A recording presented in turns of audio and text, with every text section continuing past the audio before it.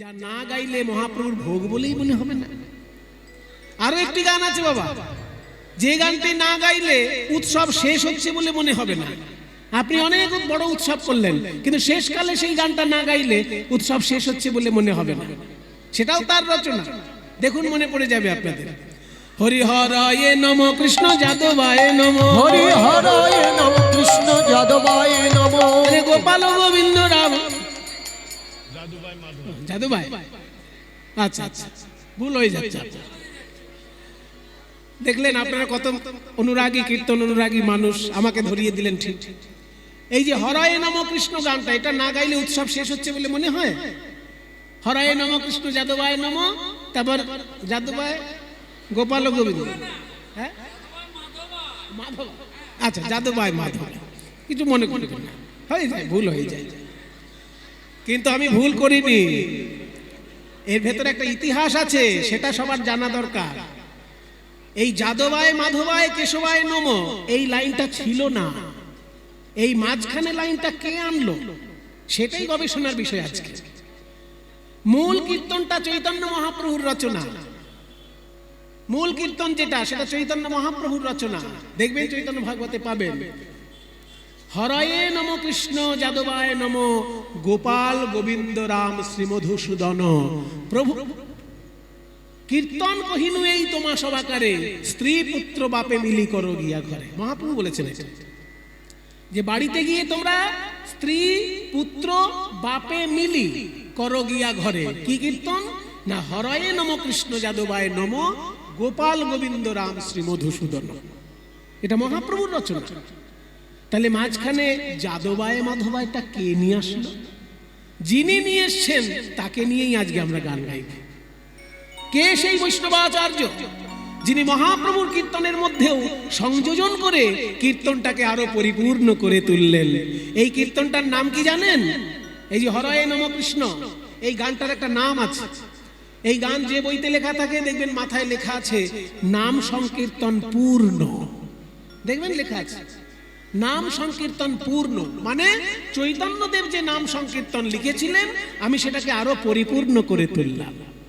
চৈতন্যদেব লিখেছিলেন হরয়ে নম কৃষ্ণ যাদবায় নম, গোপাল গোবিন্দ রাম শ্রীমধুসূদন। আর এটা পূর্ণ করা হলো কিভাবে না, হরয়ে নম কৃষ্ণ যাদবায় নম, যাদবায় মাধবায় কেশবায় নম, গোপাল গোবিন্দ রাম শ্রীমধুসূদন, গিরিধারী গোপীনাথ মদন মোহন। আজকে আমরা সেই আচার্যের কথা শুনবো যিনি মহাপ্রভুর কীর্তনকেও পরিপূর্ণ করে তুললেন।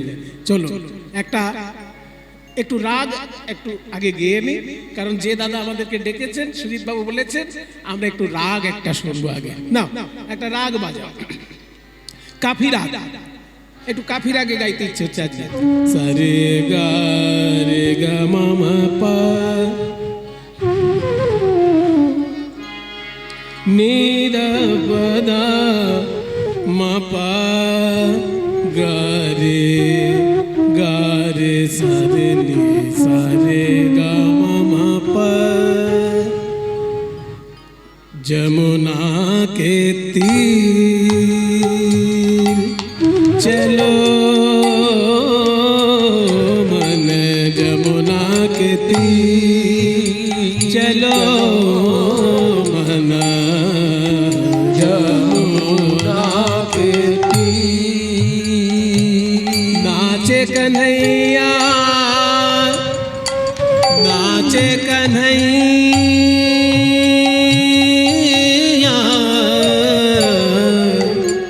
नाचे कन्हैया संग लेके गैया, नाचे कन्हैया संग लेके गैया, कुंडल झलकत हीर, कुंडल झलत हीर, कुंडल झलकत हीर,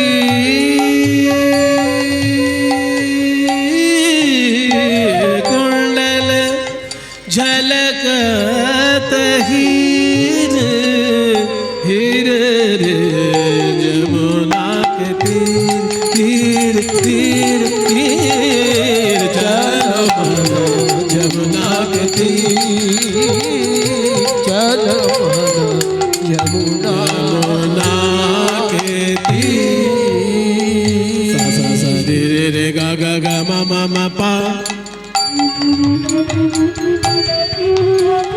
मा धा धा पा नी नि धा सा सा नि धा प म ग रे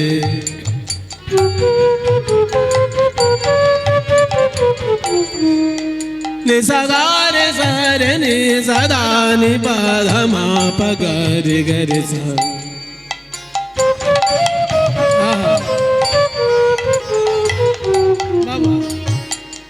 নেশা গারে সারে নেশা দা দেখুন কি সুন্দর স্বরগুলো একদম সুরে সুরে যাচ্ছে নে নে নেশা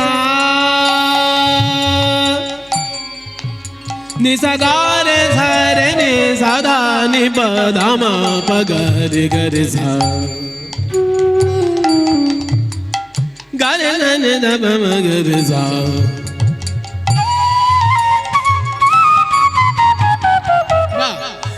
गारे जने दब मगर धा सरे गा मा पद ने सरे गा रे गा मा गा मा गा मा गा मा गा मा मा पा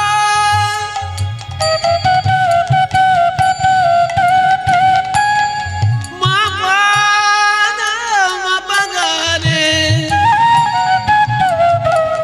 रे जने दब मगर धा जमुना के तीर तीर तीर तीर चलो मन जमुना के तीर तीर तीर तीर चलो मन जमुना के तीर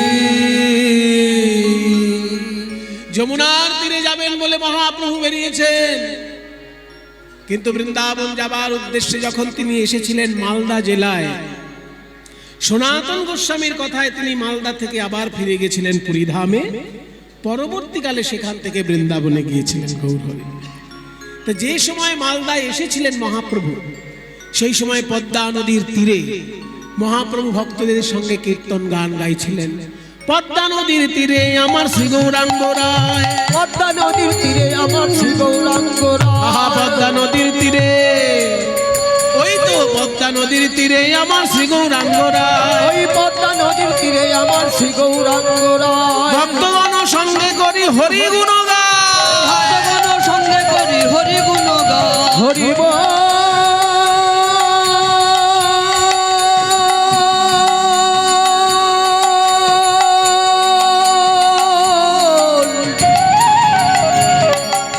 হরি বল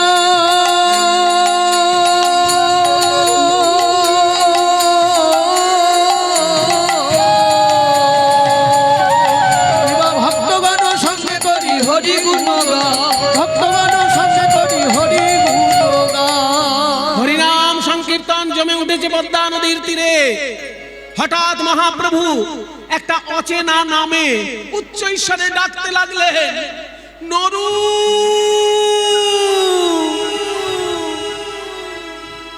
নরু রে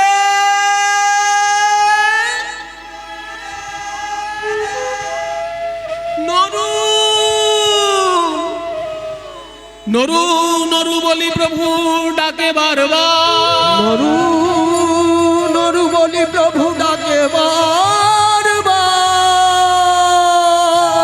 ডাকিতে ডাকিতে বহে প্রেম অশ্রু ডাকিতে ডাকিতে বহে প্রেম অশ্রুধা ও কৃষ্ণদা ও রাজদীপ ও বিশু এই নতুন নামে মহাপ্রভু কাকে ডাকছেন এই নামে তো আমাদের মধ্যে কোনো ভক্ত নেই নরু নরু বলে প্রভু ডাকছেন এবার কি গৌরহরি আপনি এই নতুন নামে কাকে ডাকছেন হে ভক্তগণ আমি যাকে ডাকছি তার এখনো জন্মই হয়নি হ্যাঁ জন্মই হয়নি তার এখনো জন্মই হয়নি এই পদ্মা নদীর তীরে সে জন্মগ্রহণ করবে, তাই আমি আগে থেকে তাকে ডাকছি। এই পদ্মা নদীর তীরে রাজপুত্র রূপে তার জন্ম হবে, আমি আজ থেকে তাকে ডেকে যাচ্ছি। তার শুদ্ধ নাম হবে নরোত্তম, আর ডাক নাম হবে নরু। তাই আমি তাকে ডাক নামে ডেকে যাচ্ছি, যাতে তাড়াতাড়ি সে জন্মগ্রহণ করে। ঠিক আছে, তোমাদের সবার স্নান হয়ে গেছে, এবার তোমরা নদীর উপরে উঠে যাও, আমার একটু ব্যক্তিগত কাজ আছে। এই সবাই সরে আয়, সবাই সরে আয়। মহাপ্রভু একা থাকবেন নদী জলে। সবাই পদ্মা নদী থেকে উপরে উঠে গেল। মহাপ্রভু আমার পদ্মা নদীর জলে নাভি পর্যন্ত দাঁড়িয়ে পদ্মা নদীর সঙ্গে কথা বলছেন। মায়েরা, মহাপুরুষদের জীবনে এমন কিছু ঘটনা ঘটে যা চোখের সামনে দেখলেও লোকে বিশ্বাস করতে পারে না। আজকে মহাপ্রভু পদ্মা নদীর সঙ্গে কথা বলছেন, নাভি জলে দাঁড়িয়ে পদ্মা নদীর সঙ্গে কথা বলছেন। ওগো পদ্মা নদী, এই যে আমি কৃষ্ণ বলে কাঁদছি, আমার এই অশ্রু জল এত সাধারণ চোখের জল নয়, আমার বুকের ভিতরকার জমাট বাঁধা কৃষ্ণ প্রেম বিন্দু বিন্দু রূপে বাইরে আসছে। আর এই কৃষ্ণ প্রেম অশ্রু রূপে আমি তোমার জলে মিশিয়ে দিলাম। তোমাকে আমি এই অশ্রু রূপে আমার হৃদয়ের প্রেম মিশিয়ে দিলাম। যদি কোনোদিন নরোত্তম তোমার এই জলে স্নান করতে আসে, আমার এই প্রেম তুমি তারে দেবে। আমার প্রেম তুমি তারে দেবে। যদি নরোত্তম স্নান করতে আসে, আমার প্রেম তুমি তারে দেবে। যেদিন নরোত্তম স্নান করতে আসবে, আমার প্রেম তুমি তারে দেবে। পদ্মা নদীও মহাপ্রভুকে বলছে, গৌর হরি, আমি তো আর 5টা নদীর মতো একটা নদী। আমার জলে প্রতিদিন হাজার হাজার লোকে স্নান করে। আমি কি করে বুঝবো নরোত্তম দাস কে আর অন্য মানুষ কে? আমি কি করে আলাদা করব নরোত্তম দাসকে? বলে, হ্যাঁ, এটা তো ঠিক কথা। তাই শোনো পদ্মাবতী, নরোত্তমকে আলাদা করে চেনার উপায় তোমাকে বলে দিচ্ছি। নরোত্তম দাস যেদিন প্রথম তোমার জলে স্নান করতে আসবে, তার ছোঁয়া লাগলেই তোমার জলে বড় বড় ঢেউ তৈরি হবে, বড় বড় ঢেউ তৈরি হবে। সাধারণত কোনো মানুষ নদী জলে নামলে তার ছোঁয়ায় তো বড় বড় ঢেউ তৈরি হয় না, একটা জাহাজ গেলে পরে বড় বড় ঢেউ তৈরি হয়। কিন্তু নরোত্তম যেদিন প্রথম তোমার জলে আসবে, তার স্পর্শ লাগলেই তোমার জলে বড় বড় ঢেউ তৈরি হবে। জানবে এই নরোত্তম। যাহার পরশে তুমি অধিক উছলিবা, যাহার পরশে তুমি অধিক উছলিবা, আমার এই প্রেম তুমি তাহারে দিবা। আমার এই প্রেম তুমি তাহারে দিবা। তোমার তরঙ্গ বাড়বে, তোমার তরঙ্গ বাড়বে, নরোত্তমের পরশে তোমার তরঙ্গ বাড়বে। ওই নরোত্তমের পরশে তোমার তরঙ্গ বাড়বে। নরোত্তমের ছোঁয়া পেলেই তোমার জলের ঢেউ সৃষ্টি হবে। মায়েরা, একটা জিনিস খেয়াল করলেন,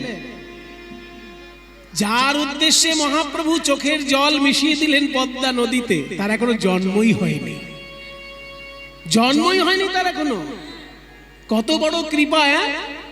যার এখনো জন্ম হয়নি তার উদ্দেশ্যে প্রেম গচ্ছিত রাখছেন পদ্মা নদীর কাছে। চোখের জল রূপী প্রেম পদ্মা নদীর জলে মিশিয়ে দিলেন, যাতে নরোত্তম আসলে এই প্রেম পদ্মা নদী তাকে দেয়। আচ্ছা, কারোর কাছে কিছু গচ্ছিত রাখলে সে দেবে তো ঠিক লোককে? মনে করুন আমি কৃষ্ণদাকে দায়িত্ব দিলাম, ও কৃষ্ণদা এদিকে আসুন, আমার দাদার জন্য আমি একটা বড় কম্পিউটার কিনেছি। আচ্ছা, আমার দাদার জন্য একটা বড় কম্পিউটার কিনেছি, বেশ, কিন্তু দাদা তো এখন বাইরে আছে, আবার দাদা যখন আসবে তখন আমি চলে যাব, হ্যাঁ, সেই জন্য দাদার সঙ্গে আমার দেখা হবে না। তো এই কম্পিউটারটা একটু আপনার ঘরে রেখে দেবেন, আমার দাদা যখন আসবে দাদাকে দিয়ে দেবেন। ধন মশাই, হ্যাঁ, আমার একই ছোট মতো জায়গা, ছোট ঘর। হ্যাঁ, ছোট ঘর কুলাই না আমার জিনিসপত্রে।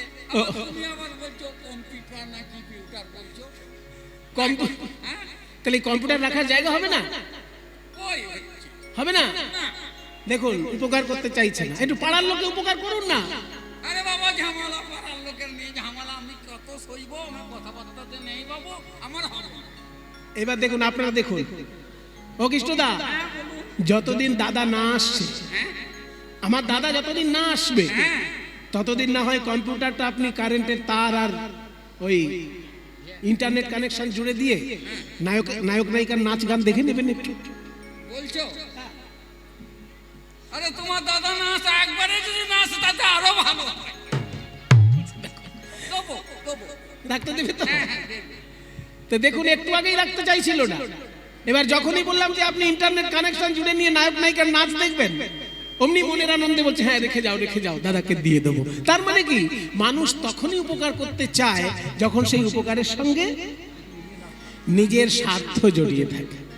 পদ্মা নদী মনে মনে ভাবছে, কবে নরোত্তম জলে স্নান করতে আসবে তা জানি না, নরোত্তমের এখনো জন্মই হয় নাই, কিন্তু যতদিন নরোত্তম না আসছে ততদিন আমি গৌর প্রেম ধনে ধনী হলাম, প্রেম ধনে ধনী হলাম, আমার নদী জনম ধন্য হলো, প্রেম ধনে ধনী হলাম, আমার নদী জনম ধন্য হলো, এই গৌর প্রেম লাভ করে নদী জনম ধন্য হলো, গৌর প্রেম লাভ করে আমার নদী জনম ধন্য হলো, প্রেম ধনে ধনী হলাম। নরোত্তম জন্মগ্রহণ করলেন পদ্মা নদীর তীরে, রাজশাহী জেলার রাজপুত্র রূপে। রাজা কৃষ্ণধন দত্ত, মায়ের নাম নারায়ণী দেবী, সেই ঘর আলো করে রাজপুত্র রূপে জন্ম নিলেন নরোত্তম। পদ্মা নদী তীরে আছে খেতুরি গ্রাম, পদ্মা নদীর তীরে আছে খেতুরি গ্রাম, বলি কি অপূর্ব শোভা তারে অতি মনোরম, কি অপূর্ব শোভা তার অতি মনোরম। নরোত্তম জন্মিলেন কৃষ্ণধনের ঘরে, নরোত্তম জন্মিলেন কৃষ্ণ ধনের ঘরে, মহাভাগ্যবতী নারায়ণীর উদরে ওই মহাভাগ্যবতী নারায়ণীর উদরে জন্মগ্রহণ করলেন বৈষ্ণবাচার্য নরোত্তম। কিন্তু ছোট্ট ছেলে রাজপুত্র, তো পাড়ার লোকে দেখতে গিয়েছে রাজপুত্রকে। কিছু কিছু লোক থাকে বাবা, কোনো কিছুতেই সে আনন্দ পায় না। তো একজন রাজপুত্রকে দেখতে গেছে, তাকে জিজ্ঞেস করা হচ্ছে, ও কৃষ্ণদা, আপনি তো রাজপুত্রকে দেখতে গেছিলেন, তো রাজপুত্র কেমন হয়েছে বলুন আমাদের। কেমন হয়েছে? আমার মোটেই ভালো লাগেনি, একবারেই ভালো লাগেনি। আরে রাজপুত্র দেখলেন ভালো আরে রাজপুত্র কোথায় না দুটো চেহারা হবে, এখানে মানে চন্দ্রের রেখা থাকবে, চিহ্ন থাকবে, হৃষ্টপুষ্ট চেহারা হবে, আর কথা ফর্সা হবে, আর এখানে কালো। কালো ছেলে, তা কালো ছেলে হয়েছে বলে আপনার মনটা খারাপ? আরে বাবা শুনুন, সোনার আংটি সোজা হলেও যত টাকা ভরি, বাঁকা হলেও তত টাকাই ভরি। রাজপুত্র সে ফর্সা হোক আর কালো হোক, আনন্দ করুন মশাই। তখন আবার কি উত্তর দিচ্ছে জানেন? বলে তার মানে তুমি বলছো যে নাই মামার থেকে কানা মামাই ভালো। আসলে কিছু কিছু লোক থাকে বিশ্ব নিন্দুক, তাদের কোনোদিন খুশি করতে পারবেন না। একটা গল্প মনে পড়ে গেল, শুনুন। একজন প্রত্যেকটা বিয়ে বাড়িতে যায় আর ভালো ভালো খাবার খায়, খেয়ে আসার সময় নিন্দে করে, এই আজকের চাটনিটা বড্ড টক হয়ে গেছে। আবার কোনদিন বলছে আজকে রসগোল্লাটা বড্ড মিষ্টি দিয়ে ফেলেছে। মানে কিছু না কিছু একটা নিন্দে সে করবেই। এইবার একটা বিয়ে বাড়িতে সমস্ত রান্না খুব সুন্দর হয়েছে, কোনোটা নিন্দের মতো হয়নি। তখন তাকে জিজ্ঞেস করা হলো, আচ্ছা আজকে তো সবাই বলছে সব রান্না ভালো হয়েছে, আপনার কি মত? তখন সে উত্তর দিচ্ছে কি, সবাই যখন ভালো হয়েছে বলছে তাহলে ভালোই হয়েছে, কিন্তু এত ভালো আবার ভালো না। বুঝো, বলছে এত ভালো আবার ভালো না, ওই জন্য বিশ্ব নিন্দুক যারা তাদের খুশি করা যায় না। জন্মগ্রহণ করলেন নরোত্তম, রাজার মন আনন্দে ভরে গেল, ভগবানের উদ্দেশ্যে প্রণাম জানিয়ে প্রার্থনা করতে লাগলেন। আসুন আমরা একটু প্রার্থনা করি সবাই মিলে, সবাই মিলে একটু হাত জোড় করুন, আমরা একটু প্রার্থনা করি ভগবানের চরণে। আমি কি বলে করিব নিবেদন, আমার হৃদয় প্রাণ মন আমি কি বলে করিব নিবেদন। রবীন্দ্রনাথ ঠাকুরের প্রার্থনা, কি অপূর্ব কথাগুলো দেখুন। ভগবানকে যদি দিতে হয় কি দেবে? আমার হৃদয় প্রাণ মন আমি কি বলে করিব নিবেদন। চিত্তে আসি দয়া করি নিজে লহ অপহরি। আমি তো দিতে পারি না, আমি দিতে চাই না। আমি আমার মন দিয়েছি সংসারকে, আমি আমার মন দিয়েছি ছেলে মেয়েকে, আমি আমার মন দিয়েছি স্ত্রীকে, ভাই বন্ধুকে, কিন্তু তোমাকে দিতে পারিনি ঠাকুর। তাই তুমি জোর করে আমার হৃদয়ে এসে আমার মনটাকে কেড়ে নিয়ে যাও দেখি। চিত্তে আসি দয়া করি নিজে লহ অপহরি, করতারে আপনারি দন। আমার হৃদয় প্রাণ মন আমি কি বলে করিব নিবেদন। ভগবানকে আমরা টাকা পয়সা দিই, ভগবানকে আমরা জামা কাপড় দিই, ভগবানকে আমরা ফল মিষ্টি দিই, কিন্তু কখনো নিজের দেহটাকে দান করি কি? এই দেহটা আমরা সংসারকে দান করে দিয়েছি, ভগবানকে দিতে পারি না। তাই যারা দেহটাকে ভগবানের চরণে দান করে তারাই শ্রেষ্ঠ দান করে। এই যে আজকে আপনারা 24 ঘন্টা যদি কীর্তন শোনেন, 365 দিনের মধ্যে এই একটা দিন 24টা ঘন্টা আপনি কিন্তু ভগবানকে দেহটাকে দিয়েছেন।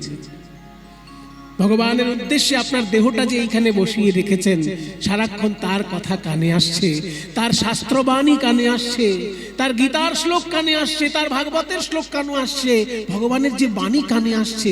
এইখানে কীর্তনের আসলে যে বসে আছেন, এই দেহ দান করাটাই তো শ্রেষ্ঠ দান। কিন্তু কবিগুরু রবীন্দ্রনাথ তার একটু এগিয়ে গিয়ে বলছেন যে আমি যদি দেহটা দান করি সেটাও তো তুচ্ছ দান প্রভু, কারণ এই দেহটার পরিণাম কি? এই দেহটা যদি মৃত্যু ঘটে তাহলে দেহটাকে কি করে মানুষ? চিতায় পুড়িয়ে দেয়, আর চিতায় পুড়িয়ে দিলে কি হয়? ছাইতে পরিণত হয়ে যায়। আর যারা চিতায় পোড়ায় না, কবর দিয়ে দেয়, সমাধি দিয়ে দেয়, তখন দেহটা কি হয়ে যায়? ধুলোর সঙ্গে মিশে যায়। তাহলে হয় ছাই হয়, নয় ধুলো হয়। পুড়িয়ে দিলে ছাই, মাটিতে পুঁতে দিলে ধুলো, এছাড়া দেহের আর কি আছে? শুধু ধুলা শুধু ছাই, মূল্য যার কিছু নাই, মূল্য তারে কর সমর্পণ। কি সুন্দর! এই দেহটা হচ্ছে ছাই আর ধুলো, পুড়িয়ে দিলে ছাই, পুঁতে দিলে ধুলো। শুধু ধুলা শুধু ছাই, মূল্য যার কিছু নাই, মূল্য তারে কর সমর্পণ। মূল্যহীন বস্তুকে মূল্যবান করা যায় কিভাবে? যদি পরশমণি ছুঁয়ে দেওয়া যায়। এই যে মাইকের স্ট্যান্ড, এই যে মাইকে কথা বলছি, মাইকের স্ট্যান্ডটা লোহা দিয়ে তৈরি তো, এই লোহার স্ট্যান্ডের কত আর দাম হবে? কিন্তু এখন যদি পরশ পাথর এনে এই মাইকের স্ট্যান্ডে ছুঁয়ে দেওয়া হয়, তাহলে মাইকের স্ট্যান্ডটা পুরোটা সোনার হয়ে যাবে, এত দামি হয়ে যাবে, আর যা সারা জীবন মাইক চালাতে হবে না, তাই না বাবা? একটা লোহার স্ট্যান্ডের যা দাম, স্ট্যান্ডের কথা বাদ দিলাম, গাড়ি তো লোহার, কিন্তু তাতে যদি পরশমণি ছুঁয়ে দেওয়া যায়, পুরো গাড়িটা সোনার গাড়ি হয়ে যাবে। তাহলে মূল্যহীন বস্তুকে মূল্যবান করে দেওয়া যায় পরশ পাথর ছুঁয়ে দিয়ে। তেমনি আমার এই মূল্যহীন জীবনটাকে তুমি মূল্যবান করে দিতে পারো তোমার ওই চরণ রূপী পরশ পাথর আমাকে যদি ছুঁয়ে দাও প্রভু। শুধু ধুলা শুধু ছাই, মূল্য যার কিছু নাই, মূল্য তারে কর সমর্পণ। স্পর্শে তব পরশ রতন, মূল্য তারে কর সমর্পণ। আমার এই মূল্যহীন জীবন যখন মূল্যবান হয়ে যাবে তোমার চরণের ছোঁয়া পেয়ে, আমি লোককে ডেকে ডেকে বলবো, ওরে দেখে যা, দেখে যা, আমি এমন একজনকে ভালোবেসেছি, তার ছোঁয়া পেয়ে আমার মূল্যহীন জীবন মূল্যবান হয়ে গেছে, তোরাও তাকে ভালোবাস। তোমারই গৌরবে যাবে আমার গৌরব হবে, তোমারই গৌরবে যাবে আমার গৌরব হবে, সব তবে দিব বিসর্জন। আমার হৃদয় প্রাণ মন আমি কি বলে করিব নিবেদন। আমার হৃদয় প্রাণ মন আমি কি বলে করিব নিবেদন। ভগবানের চরণে আত্মনিবেদন করিয়ে দিল ছোট্ট ছেলেকে। রাজা মনে মনে ভাবলেন, আমার ছেলে রাজপুত্র হয়ে জন্মগ্রহণ করেছে, কিন্তু পড়াশোনায় যেন কোনো কমতি না হয়।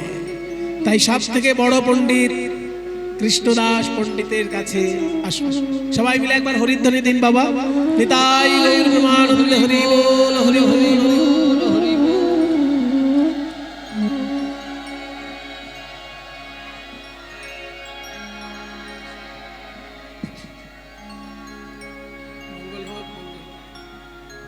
মঙ্গল হল। নিতাই গৌর হরি বল, হরি বল, হরি বল, হরি বল। ভালো থাকো মা, সংসারের মঙ্গল হোক, সর্বাঙ্গীন মঙ্গল কামনা করে নিতাই চাঁদের চরণে ভক্তি হোক। ছোট্ট ছেলে যখন জন্মগ্রহণ করলো, পণ্ডিতের কাছে দিল পড়াশোনা করতে।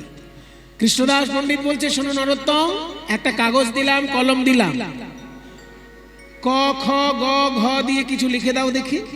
মায়ের কাছে কেমন পড়াশোনা শিখেছো একটু দেখে নি, তোমার বাড়িতে পড়াশোনার চর্চা কেমন একটু দেখে নি।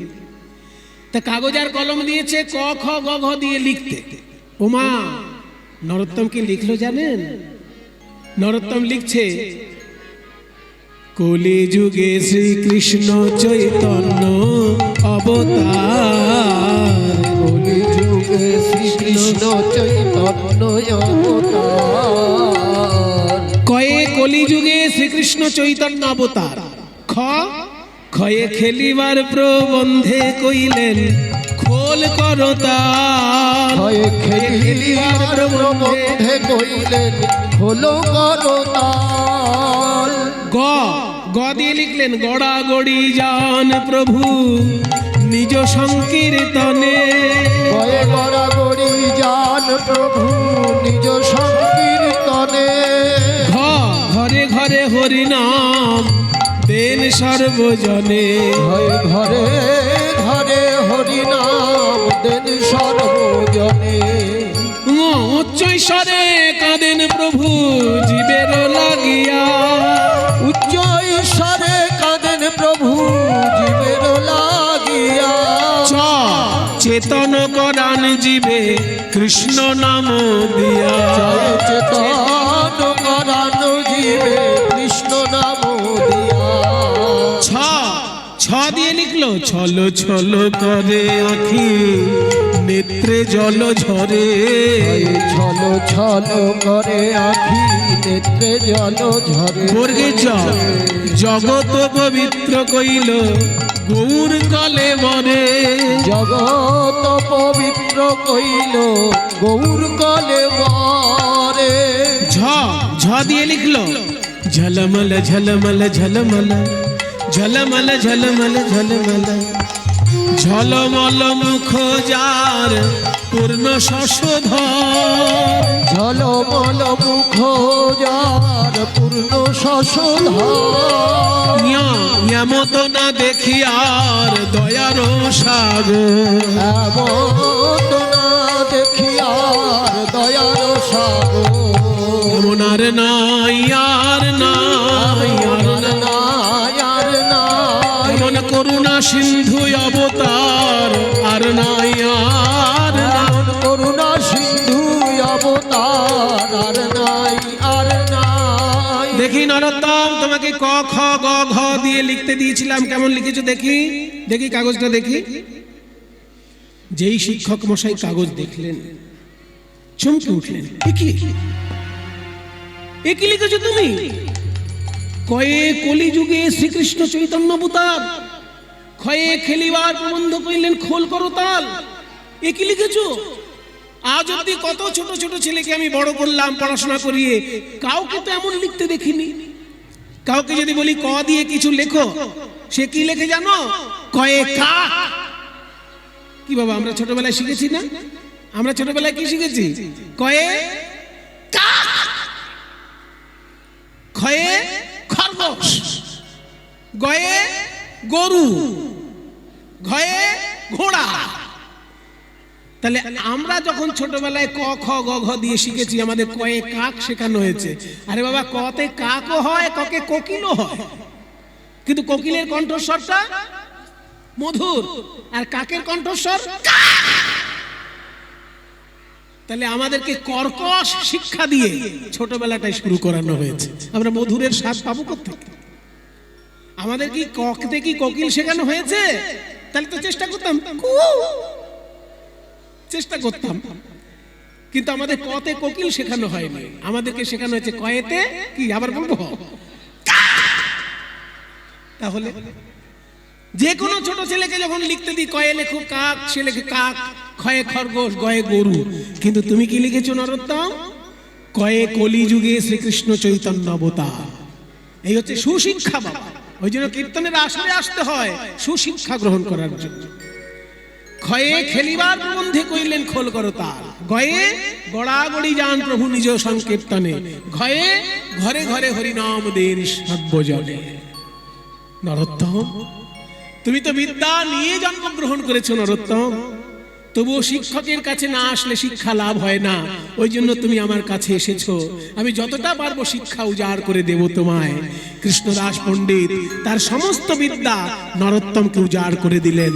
অল্প বয়সে নরোত্তম হয়ে গেল বড় পণ্ডিত, কিন্তু কৃষ্ণদাস সাবধান করে দিলেন, তুমি অনেক পড়াশোনা শিখেছো নরোত্তম, পণ্ডিত তুমি হয়েছো, কিন্তু বাঙালির ছেলে হয়ে যদি চৈতন্যদেবকে না জানো, তাহলে তোমার বাঙালি হিসেবে তোমার শিক্ষা অসম্পূর্ণ শিক্ষা।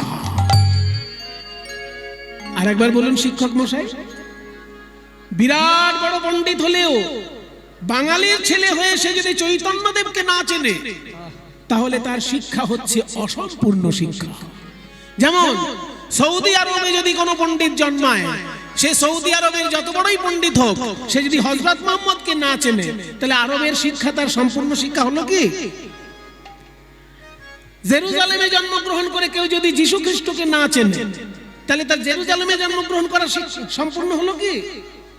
যে দেশের যে মহাপুরুষ তাকে যদি তুমি ঠিক করে না চেনো, তাহলে তোমার শিক্ষাটাই অসম্পূর্ণ শিক্ষা। তুমি হিন্দু হও, মুসলমান হও, খ্রিস্টান হও, বাংলায় যদি জন্মগ্রহণ করে থাকো, তুমি যদি চৈতন্যদেবকে না জানো, তাহলে বাঙালি হিসেবে তোমার শিক্ষা অসম্পূর্ণ শিক্ষা। চারি বেদ ষড়দর্শন পড়িয়াছে যেই জন, চারি বেদ ষড়দর্শন পড়িয়াছে যেই জন, সে যদি গৌরাঙ্গ নাহি ভজে, সে যদি গৌরাঙ্গ নাহি ভজে, বৃথা তার অধ্যয়ন লোচনবিহীন জন রে। বৃথা তার অধ্যয়ন লোচনবিহীন জন রে। বল দর্পণে অন্ধের কিবা কাজে, বল দর্পণে অন্ধের কিবা কাজে। যার দুটো চোখ নেই সে একটা দামি আয়না নিয়ে কি করবে? তেমনি বাঙালি হিসেবে গৌরাঙ্গ মহাপ্রভুকে চেনে না, সে মোটা মোটা বই মুখস্থ করে কি করবে? আমি বরং জোর গলায় বলতে পারি, নরোত্তম, বেদ বিদ্যা দই কিছু নাহি জানই, বেদ বিদ্যা দুই কিছু নহে জানো, সে যদি গৌরাঙ্গ করে সার, সে যদি গৌরাঙ্গ করে সার, নয়নানন্দেতে ভানে সেই তো সকলই জানে রে। নয়নানন্দেতে ভানে সেই তো সকলই জানে রে। সর্বসিদ্ধি করতলে তা, ওই সর্বসিদ্ধি করতলে তার।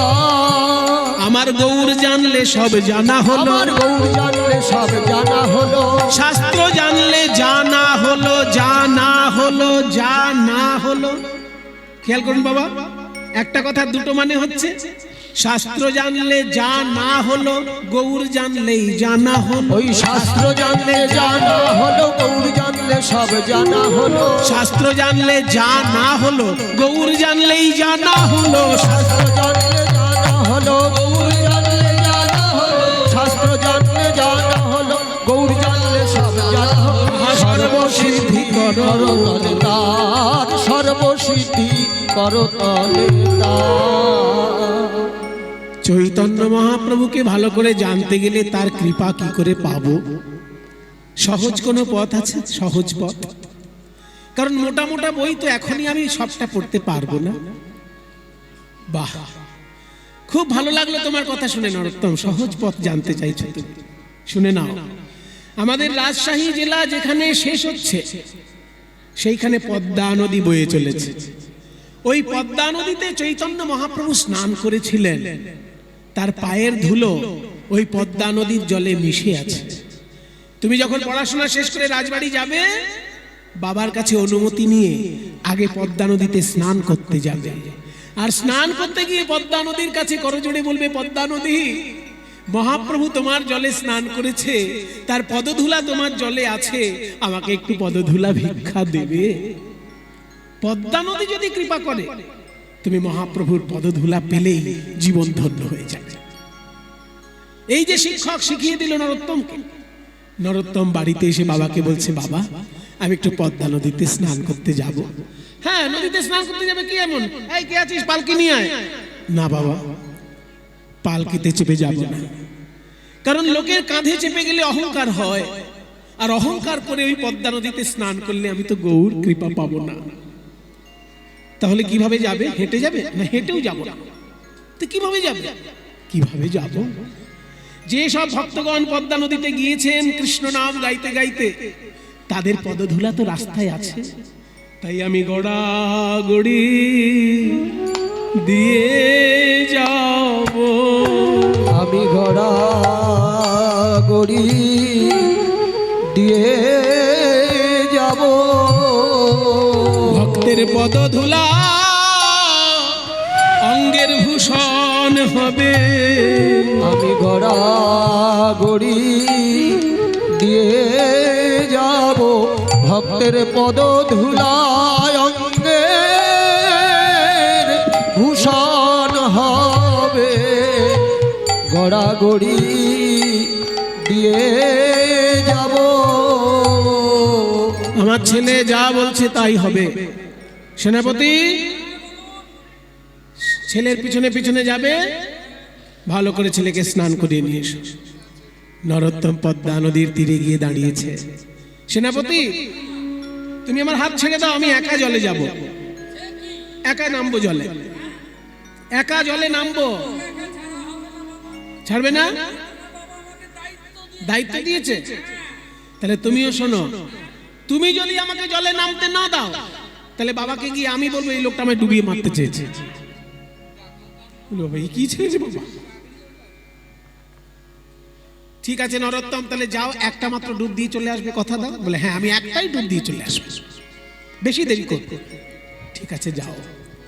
যেই না নরোত্তম পদ্মা নদীতে স্নান করতে গিয়ে, মায়েরা দেখুন সব জায়গায় শিক্ষা আছে। কোন পবিত্র নদীতে স্নান করতে গেলে আগেই পা দিয়ে দিতে নেই। নদী তীরে দাঁড়িয়ে আগে ওই নদীর জল একটু মাথায় দিতে হয়, তারপর পা দিতে হয়। তো যখনই পদ্মা নদীর তীরে দাঁড়িয়ে ওই পদ্মা নদীর জল একটু মাথায় দিয়ে প্রণাম করতে গেছে, প্রণামেরও ছলে জল পরশ করিল, প্রণামেরও ছলে জল পরশ করিল। আর তখনই পদ্মা নদীর তরঙ্গ বাড়িল, তখনই পদ্মা নদীর তরঙ্গ বাড়িল, তখনই পদ্মা নদীর তরঙ্গ বাড়িল। ভয়ঙ্কর ঢেউ উঠে উথাল পাথাল জল হয়ে নরোত্তমকে বাঁকিয়ে নিয়ে নদী গর্ভে চলে গেল।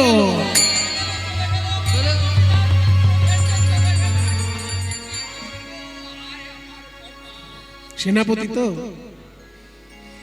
সেনাপতি দুশ্চিন্তায় ডুবে গেল। এখন রাজপুত্র জলে ডুবে গেছে, কি করব? গভীর নদীতে গিয়ে নরোত্তম আশ্চর্য দৃশ্য দেখল। সোনার সিংহাসন আলো করে এক দেবী বসে আছেন। কে মা আপনি? আমি পদ্মা নদী। হ্যাঁ, পদ্মা নদী এরকম কথা বলতে পারে? সবার সঙ্গে বলে না বাবা, তোমার মতো ভাগ্যবান কেউ থাকলে তার সঙ্গে বলে। পদ্মা নদী, মা, আমার মহাপ্রভু আপনার জলে স্নান করেছে, মহাপ্রভুর পদধূলি আপনার জলে আছে, দয়া করে আমাকে একটু পদধূলি দেবেন মা। আমার শিক্ষক মশাই বলেছেন আমার জীবন ধন্য হয়ে যাবে। পদ্মা নদী কেঁদে বলে, ওরে নরোত্তম, তোর শিক্ষক মহাশয় ভুল বলে নাই, আমার জলে মহাপ্রভুর পদধূলায় আছে, সে তো সবার জন্য, কিন্তু তোর জন্য মহাপ্রভু যা রেখেছেন তা তো আমি ছাড়াই আর কেউ জানে না। শুনবি, মহাপ্রভুর বুকের ভিতর জমাট বাঁধা কৃষ্ণ প্রেম অশ্রু রূপে বাইরে এসেছিল, আর সেই অশ্রু তিনি আমার জলে মিশিয়ে দিয়েছিলেন, আর বলেছিলেন নরোত্তম যদি কোনোদিন স্নান করতে আসে, আমার এই প্রেম তুমি তাকে দেবে। এতদিন আমি গৌর হরির সেই প্রেম হৃদয়ে ধরে রেখেছিলাম, আজকে তুই যখন এসেছিস বাবা নরোত্তম, আয় আমার কোলে আয়, আমি আমার সেই গৌর প্রেম তোকে আজকে দান করব। আজ থেকে আমি হলাম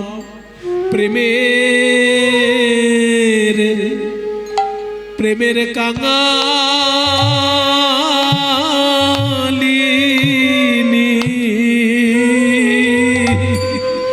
আমি হলাম প্রেমের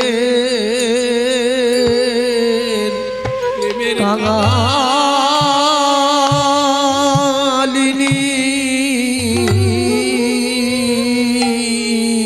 এতদিন ছিলাম গৌর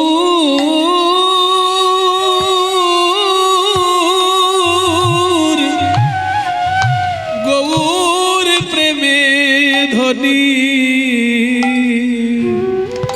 আজ আমি হলাম প্রেমের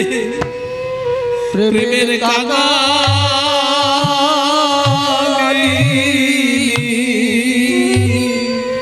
আমি ছিলাম গৌর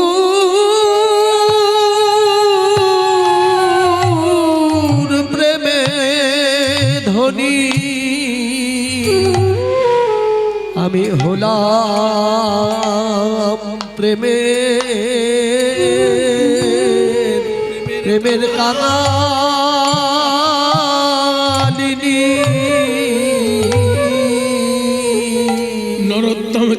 বলে মাগো, তুমি যদি আমাকে প্রেম দিয়ে কাঙালিনী হও তাহলে সেই প্রেমে আমি চাই না, সেই প্রেম আমি চাই না। কাউকে কাঙালিনী করে আমি তো ধনী হতে চাই না, আমি ধনী হতে চাই না।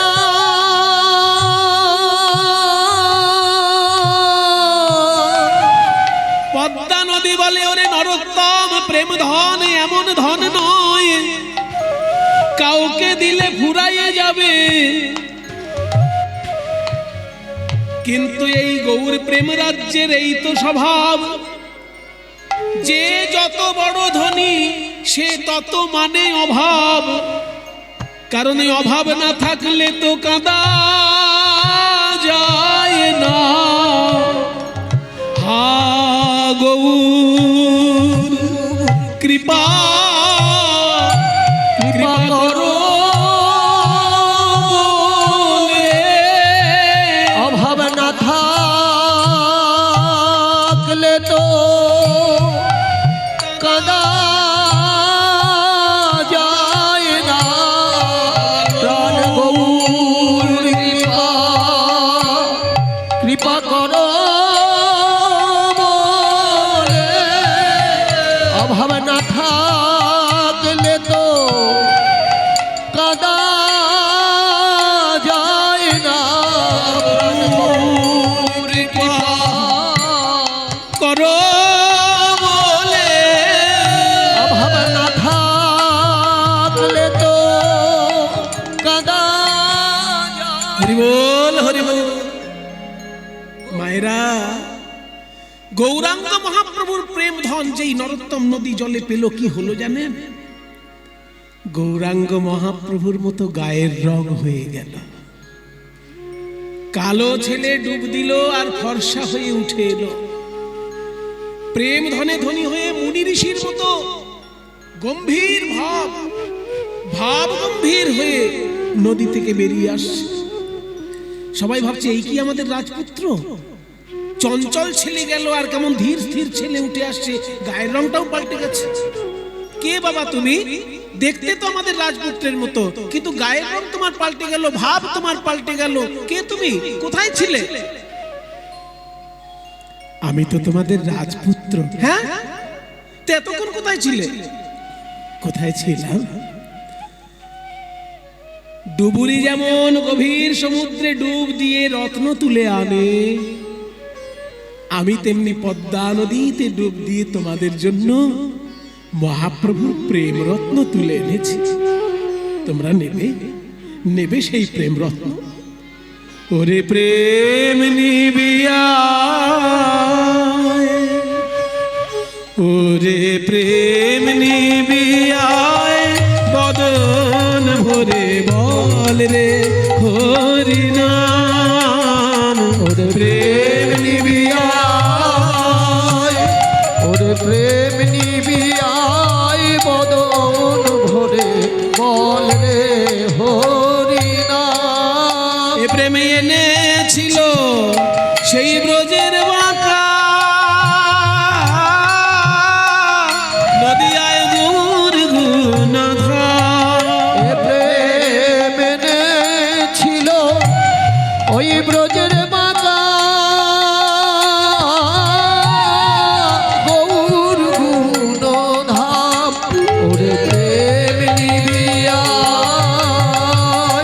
ওরে প্রেম নিবিয়ায়, বদন ধরে বল রে হরি নাম। দুটি বাহু তুলে নাচ হরি বলে, এই হরি নামে নামে পূর্ণ হবে সকল মনস্কার। ওরে প্রেম নিবিয়া, ওরে প্রেম নিবিয়ায়, বদন ভরে বল রে হরি নাম। রাজপুত্র যখন বাড়িতে ফিরে এলো, রাজা তো অবাক হয়ে গেলেন। আমার যে ছেলে গেল সে ছেলে তো এলো না, এ তো দেখছি মুনি ঋষির মতো ভাবগম্ভীর ছেলে। কটা দিন আর আমার বাড়িতে থাকবে? যে কটা দিন আমি ওর মুখ দেখতে পাই সে কটা দিনই আনন্দ, হয়তো ঘরে থাকবে না ছেলে আমার। সত্যি বাবা, কিছুদিনের মধ্যেই স্বয়ং নিত্যানন্দ স্বপ্নাদেশ দিলেন নরোত্তমকে। নিত্যানন্দ স্বপ্ন দিলেন, নরোত্তম, নদীতে স্নান করতে গিয়ে গৌরাঙ্গ মহাপ্রভুর প্রেম লাভ, এ ঘটনা তুমি ছাড়া কারোর জীবনে ঘটেনি।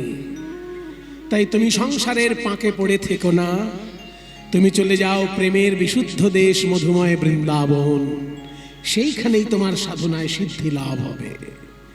ঘুমন্ত পিতামাতার চরণে প্রণাম জানিয়ে রাজপুত্র নরোত্তম রাজবেশ ত্যাগ করে কাঙাল বেশে গৃহত্যাগ করে চলল বৃন্দাবনের পথে।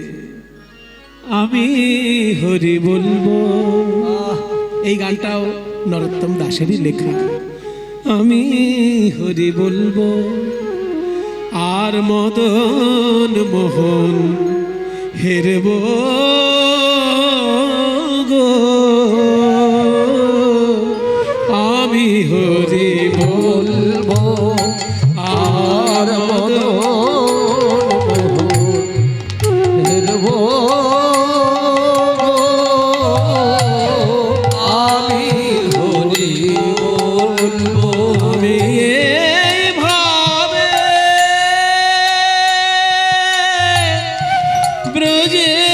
পথে চলবো গো,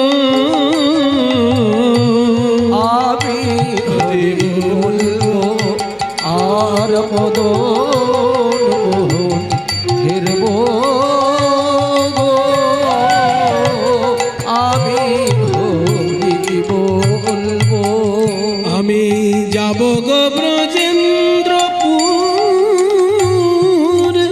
হব গো গোপিকার নূপুর। আমি যাব গো ব্রজেন্দ্রপুর, হব গো গোপিকার নূপুর।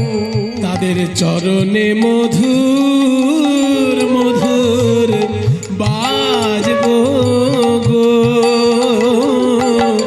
আমি হরি বলবো আর মদন মোহন হেরব গো,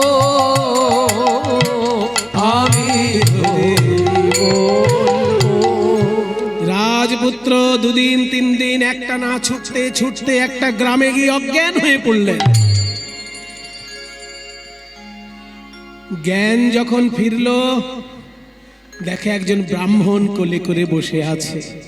কি আপনি ঠাকুর মশাই? আমায় তুমি চিনবে না নরোত্তম? আমি কিন্তু তোমাকে দেখে বুঝতে পেরেছি তুমি একজন রাজপুত্র। হ্যাঁ হ্যাঁ, তোমার ভাব দেখে বুঝতে পেরেছি তুমি রাজপুত্র। তুমি বৃন্দাবনের উদ্দেশ্যে যাচ্ছ বোধ হয়। ঠিক ধরেছেন ঠাকুর মশাই।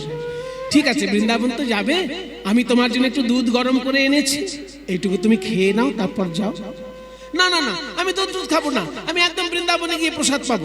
নরোত্তম, আমি একজন ব্রাহ্মণ হয়ে তোমাকে আদেশ দিচ্ছি, দুগ্ধ পান করো। তুমি আমার মুখের উপর না বলে চলে যাবে?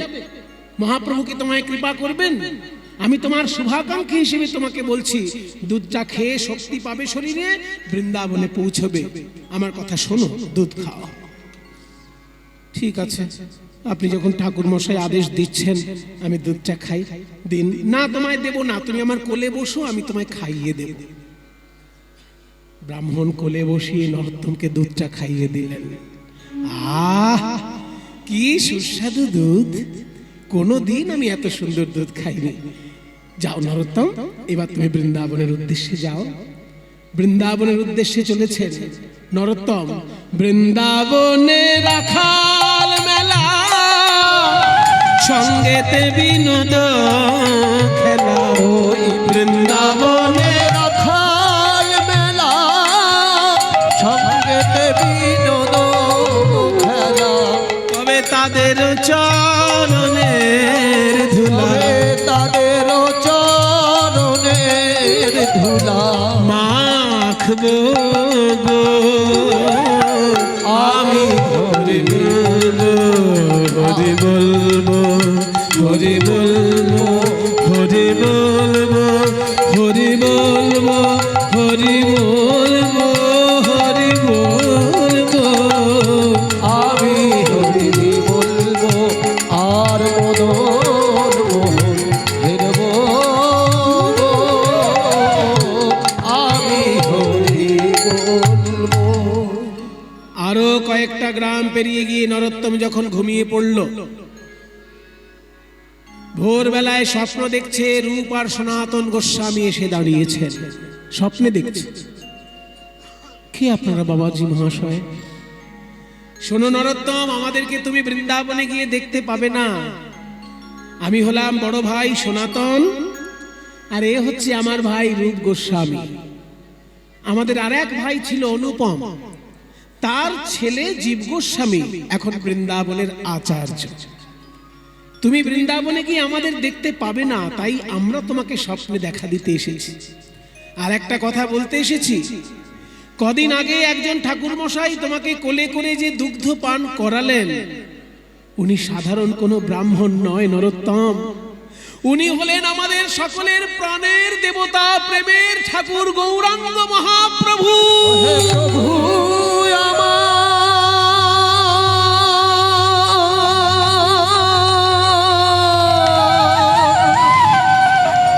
তোমার বৈরাগ্য দেখে, তোমার পথের ক্লান্তি দেখে স্বয়ং মহাপ্রভু ব্রাহ্মণ রূপে তোমাকে কোলে করে বসিয়ে দুগ্ধ পান করিয়েছেন। তুমি বড় ভাগ্যবান নরোত্তম। যাও বৃন্দাবনে যাও, আমাদের সমাধি তুমি দেখতে পাবে, আমাদেরকে দেখতে পাবে না। ঘুম ভেঙে গেল নরোত্তমের, ছুটে চলল বৃন্দাবনে।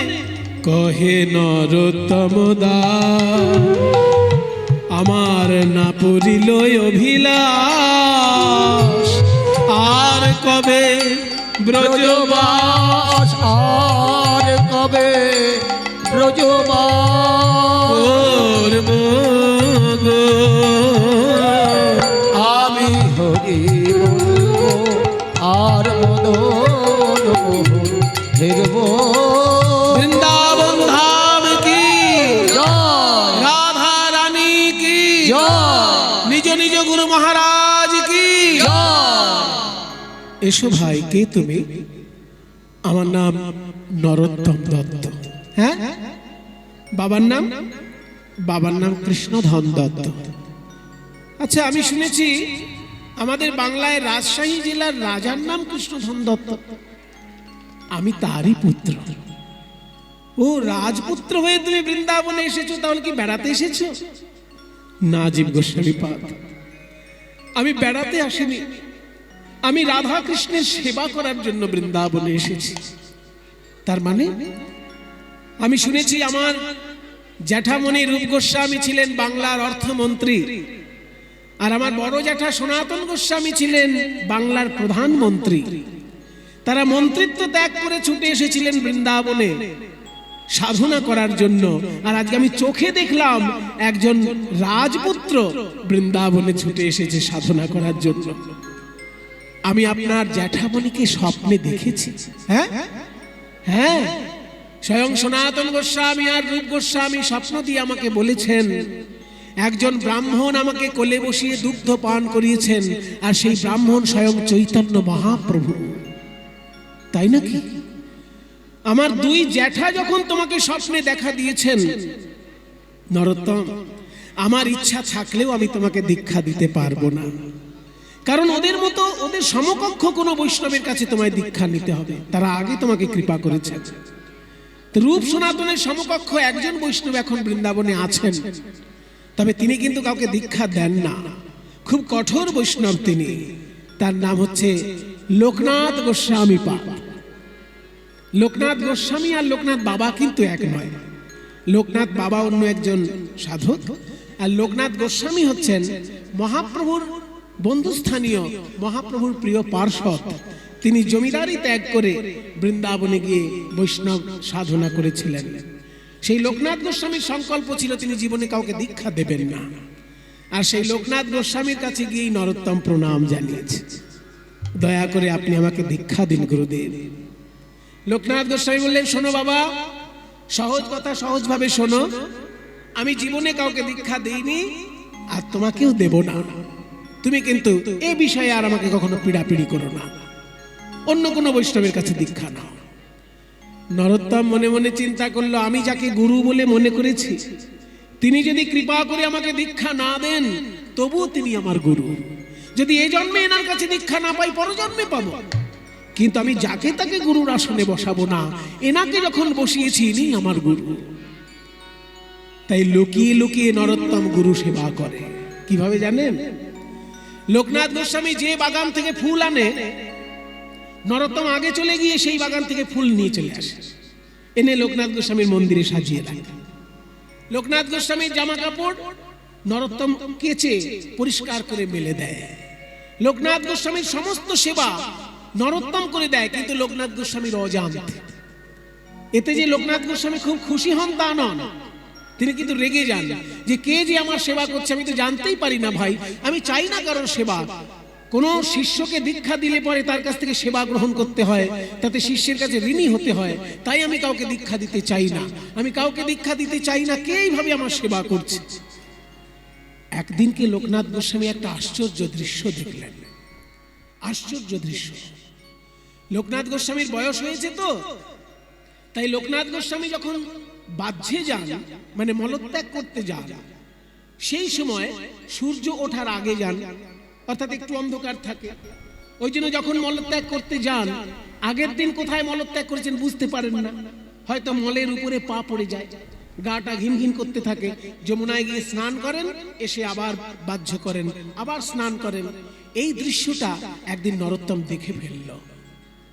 তাই নরোত্তম লুকিয়ে লুকিয়ে করে কি, লোকনাথ গোস্বামী যখনই বাহ্যে যান, তারপর একটু পরে গিয়েই নরোত্তম নিজে গিয়ে সেই বিষ্ঠা পরিষ্কার করে দেন। এরকম একদিন দুদিন নয়, পর পর দিনের পর দিন করতে করতে একদিন লোকনাথ গোস্বামী খেয়াল করলেন যে আমি তো আগে মাঝে মাঝে বিষ্ঠার উপর পা পড়ে যেত, কিন্তু এখন তো আর তেমন হয় না। এই তো এই জায়গাটা আমি কালকে বিষ্ঠা ত্যাগ করেছি। কোন শ্রীগাল কুকুর যদি বিষ্ঠা ভক্ষণই করে, এত পরিষ্কার করে তো দেবে না কেউ, তাহলে আমার বিষ্ঠা কেউ কি পরিষ্কার করছে? একদিন লোকনাথ গোস্বামী মলত্যাগ করার পর স্নান করে এসে গাছের আড়ালে দাঁড়িয়ে রয়েছে, আর এমন সময় দেখলেন নরোত্তম এসেছে। নরোত্তম এসে সেই নিজ হাতে বিষ্ঠা যখনই পরিষ্কার করতে গিয়েছে, অমনি গাছের আড়ালে থেকে লোকনাথ গোস্বামী আর থাকতে পারলেন না, ছুটে এসে নরোত্তমকে বুকে জড়িয়ে ধরলেন। ওরে, আমি কাউকে দীক্ষা দিতে চাই না, কেন জানিস? সে যদি সেবা করে তার কাছে ঋণী হয়ে যেতে হয়, সেই জন্য আমি কাউকে দীক্ষা দিতে চাই না। কিন্তু তুই যেভাবে আমার সেবা করলি, আমি যে জন্মে জন্মে ঋণী হলাম, জন্মে জন্মে ঋণী হলাম, তোর কাছে অযাচিত সেবা পেয়ে আমি জন্মে জন্মে। গুরুদেব, আপনি কি বলছেন গুরুদেব? আপনি আমার কাছে ঋণী কেন হবেন? বরং আপনার মতো বৈষ্ণব আচার্যের সেবা করতে পেরে আমার নরজন্ম ধন্য হয়ে গেল। আপনি কৃষ্ণ ভক্ত মানুষ, প্রসাদ ছাড়া অন্য কিছু গ্রহণ করেন না, আপনার বিষ্ঠা কি কখনো অপবিত্র হতে পারে?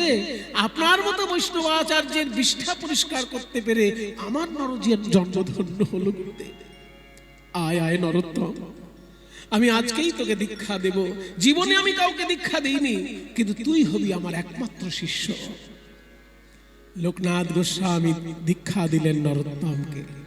আর সেই সময় বৃন্দাবনের সব থেকে বড় সঙ্গীত সাধক ছিলেন হরিদাস স্বামী। এই হরিদাস স্বামী কে জানেন তো? স্বয়ং তানসেনের গুরু। আর তানসেন হচ্ছে সম্রাট আকবরের সভার গায়ক। ইতিহাসে বলছে সম্রাট আকবরের সভার যে শ্রেষ্ঠ গায়ক ছিলেন তিনি তানসেন, আর তার গুরু হচ্ছেন হরিদাস স্বামী। একদিন সম্রাট আকবর বলেছিল যে তোমার গান তো অনেক শুনি, তোমার গুরুদেবের গান শুনতে ইচ্ছে হচ্ছে। তানসেন বলেছিল আমার গুরুদেব কিন্তু রাজসভায় এসে গান শোনাবে না, উনি ঠাকুরকে গান শোনাবেন বৃন্দাবনে, আপনাকে গিয়ে আড়াল থেকে শুনতে হবে। সম্রাট আকবর বললেন আমি তাই শুনবো। সম্রাট আকবর আড়াল থেকে যখন গান শুনেছিলেন হরিদাস স্বামীর, বলেছিলেন তানসেন তোমার গানে তো আমি অবাক হয়ে যাই, কিন্তু তোমার গুরুদেবের গানে দেখছি পশু পাখি পর্যন্ত মনের আনন্দে নৃত্য করছে, এই যে দিব্য সঙ্গীত। তখন তানসেন বলেছিলেন আমি গান শুনিয়ে খুশি করি ভারতের সম্রাট আকবরকে, আর আমার গুরু গান শুনিয়ে খুশি করেন বিশ্ব ব্রহ্মাণ্ডের সম্রাট কৃষ্ণচন্দ্রকে, কাজে তার সঙ্গে আমার গান এক করে দেবেন না। সেই হরিদাস স্বামী নরোত্তমকে ডেকে বললেন নরোত্তম আমি তোমাকে উচ্চাঙ্গ সঙ্গীত শিক্ষা দেব, এই উচ্চাঙ্গ সঙ্গীতকে নিয়ে তুমি কীর্তন রসের সঙ্গে মিশিয়ে নতুন কীর্তন সৃষ্টি করবে। তাই উচ্চাঙ্গ সঙ্গীত শিক্ষা দিচ্ছেন হরিদাস স্বামী।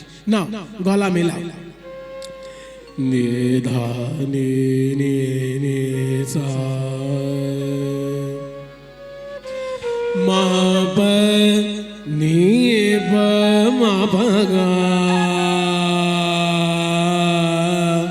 গা মা রে রে পা গা গা মা রে য়ে ধা নে নে সা রে রে রে রে রে রে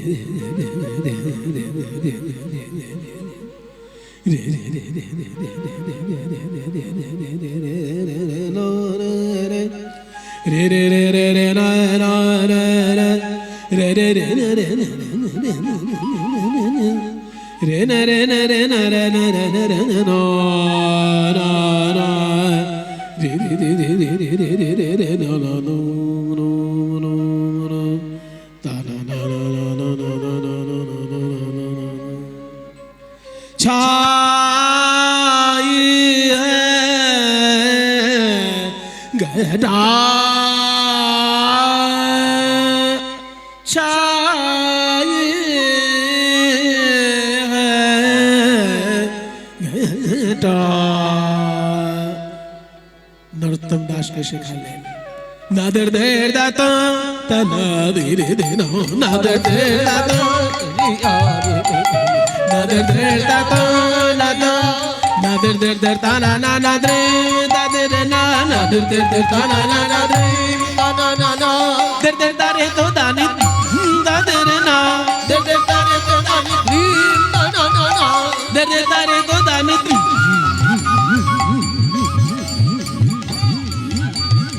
der der da re to da ni dre da der na der der da re to da ni da na na na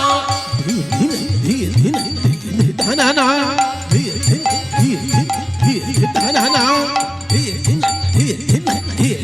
na nader der dare to dane dre nader der dare to dane dre nader der dare to dane dre